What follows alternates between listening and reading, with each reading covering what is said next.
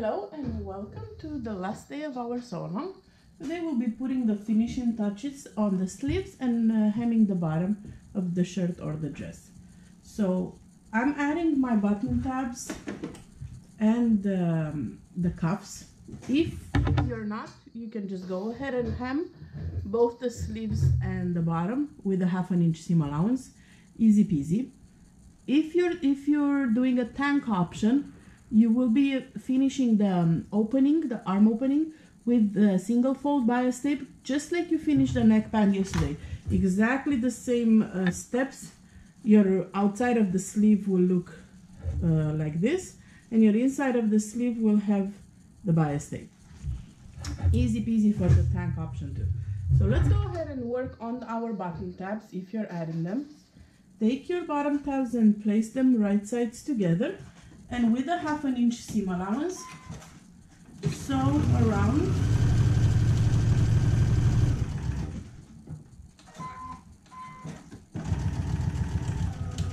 Then we're gonna trim the excess fabric. Turn right side out and hem. I will be using most likely decorated snaps, not actual functional buttons. But if you plan on using functional buttons for the button tabs, go ahead and do your buttonholes right now. The button itself will be added to the sleeve part, and your tab will have the buttonhole. I'm not doing that because it's gonna be purely decorative. So turn your tab like so. Make sure your corners are crisp. That's why we clip the corners on a diagonal.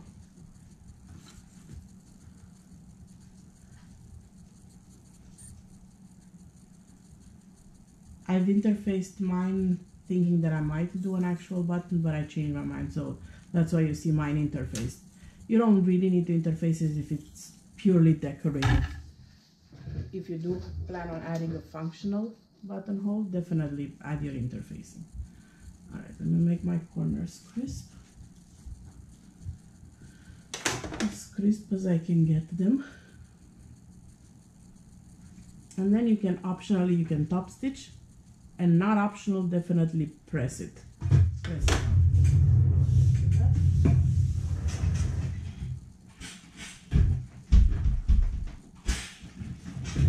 Alright, so I have my 2 button tabs ready. Like this, put them aside, and now work on your cuffs. You have your cuffs piece. I went ahead and pressed mine wrong sides together along the long line, and now open it back up. Bring the 2 shorter ends together, right sides together, and sew the loop.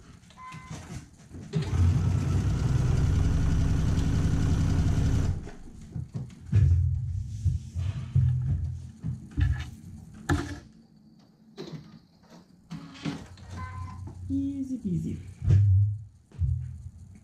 Go ahead and open your seam allowance. This will reduce the amount of bulk you have. I do a little finger press here. Your seam allowance is now open, and fold it along the fold line you have from before. So this will be your sleeve cuff.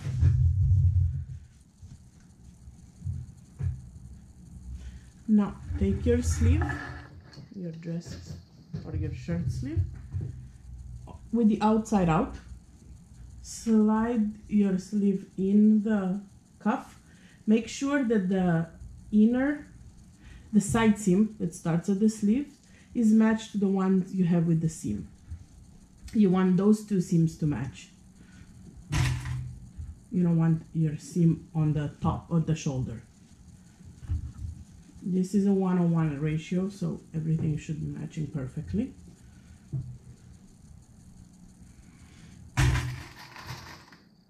I'm pinning it all in place.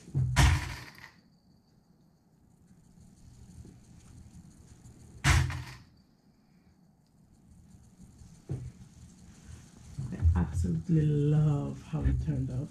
Love, love, love.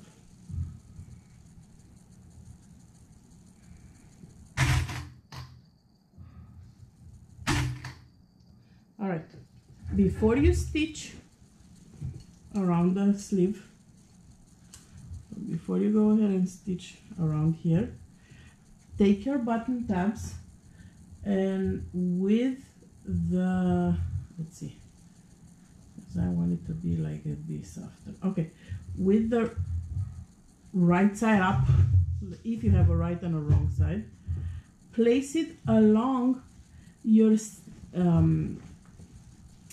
seam, your shoulder seam. So this is my shoulder seam, you can see it here. This is my tab. I'm placing this with the center of my button tab along that line. So let me pin it in place and I'll show you how it's gonna look. See, the center of my tab is along there. Perfect. And you just go ahead and sew it around.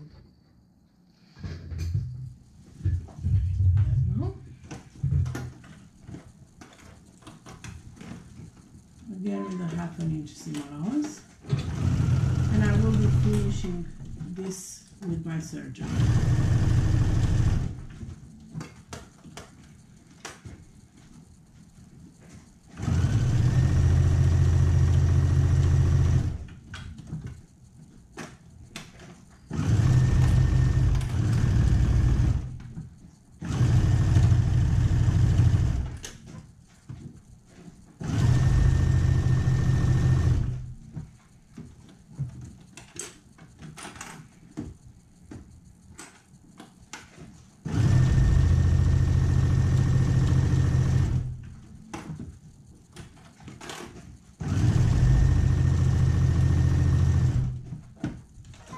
Make sure there's no puckering.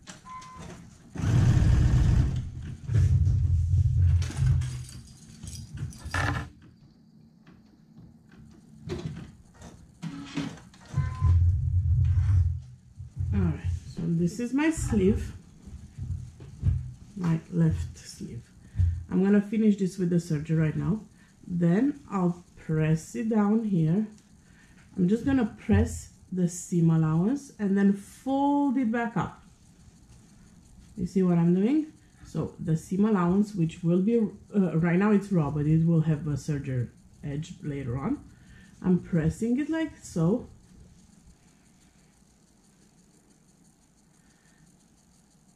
and then I'm gonna do a top stitching because again everything is decorative. Let me just show you that real quick.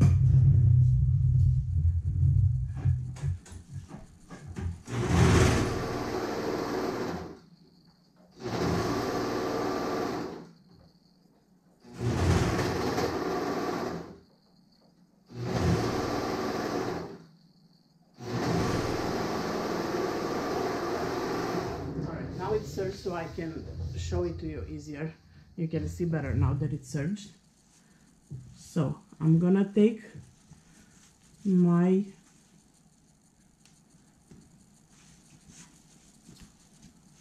cuff and press it down like an actual cuff. If you didn't add, here's the sleeve. If you didn't add a tab and you don't want a tab, then this is where you stop. You just stop stitch the seam allowance around it. You have a regular cuff. If you added a cuff, you do need to fold it up again. But I'm not gonna fold it back up like this, so I have my serger stitch here. I'm just gonna fold it up and up until the button tab. You know what I mean? I'll show it. I'm gonna pin it in place so you see how it looks. Press it and then top stitch it.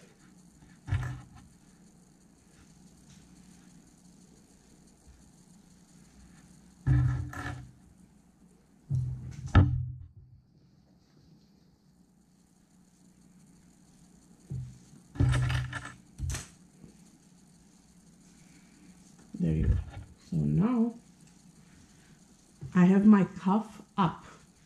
This is my sleeve, and my cuff right now is like this, see? So my sleeve will be shorter now than it was before. This will allow me to fold my button tab and put a snap or whatever you want to use there after that. If you want to make it stay like this forever, which is probably what I'm going to do, you can top stitch all around it instead of top stitching under here. So you can top stitch like this and then fold it, or you can top stitch all around it. I think I'm gonna top stitch like this and then fold it to make it look like an actual button tab, a functional one, even though it's not. All right, so use your free arm if you have one on your machine.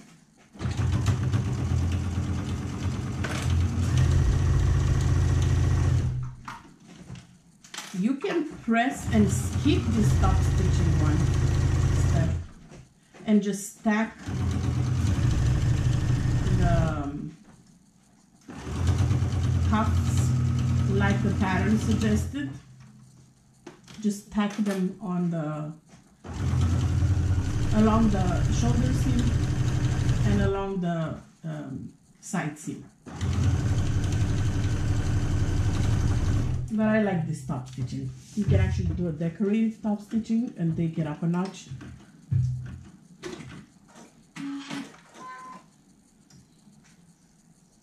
Here. Let me clean up the thread so you see it better.